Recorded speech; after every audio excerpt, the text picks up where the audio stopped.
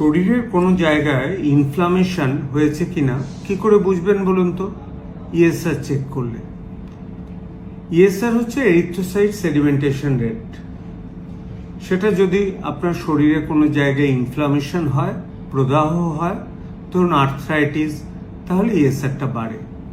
এবার পেটে ধরুন অনেকের কোলাইটিস হয়েছে, সেটা ইরিটেবল বাউল সিনড্রোম না ইনফ্লামেটরি বাউল ডিজিজ, এরকম দুরকম কোলাইটিস আছে। তো একটা হচ্ছে ইরিটেবল বাউল সিনড্রোম সাইকোলজিক্যাল, আরেকটা হচ্ছে ইনফ্লামেটরি বাউল ডিজিজ মানে আলসারেটিভ কোলাইটিস। এগুলো বুঝবেন কি করে বলুন তো? স্টুলে ফিকাল ক্যালপ্রোটেক্টিন বলে একটা টেস্ট করতে হয়। তা ফিকাল ক্যালপ্রোটেক্টিন কি জানেন?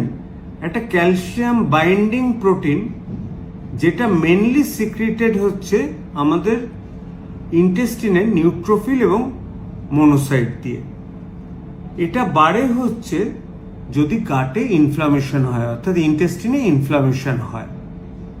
তা কি প্রিকশন নিতে হয় এই টেস্টটা করার আগে?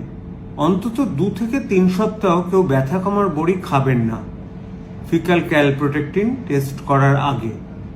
ফিকাল ক্যালপ্রোটেক্টিন বাড়ে কিন্তু আলসারেটিভ কোলাইটিসে, অনেক সময় পলিপ হলেও বাড়ে, অনেক সময় ইনফেকশন হলেও কিছুটা বাড়ে, আর ব্যথা কমার ওষুধে কিন্তু ফিকাল ক্যালপ্রোটেক্টিন বাড়ে। নর্মাল ভ্যালু ফিকাল ক্যালপ্রোটেক্টিন 50-এর মধ্যে, কিন্তু কারোর যদি 200-র বেশি ক্যালপ্রোটেক্টিন আসে, আপনি মোটামুটি কোলোনোস্কোপি না করেও বুঝে যেতে পারেন যে এনার কিন্তু আলসারেটিভ কোলাইটিস কিন্তু রিল্যাপস করেছে।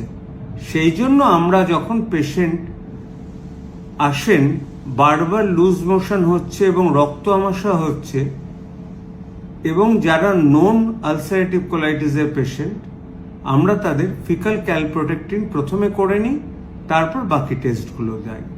সুতরাং এক কথায় ফিকাল ক্যালপ্রোটেক্টিন হচ্ছে আমাদের গাটের অর্থাৎ ইন্টেস্টিনের ইএসআর। সো ইন্টেস্টিনে ইনফ্লামেশন হয়েছে কিনা আপনি বুঝতে পারবেন ফিকাল ক্যালপ্রোটেক্টিন টেস্ট দিয়ে।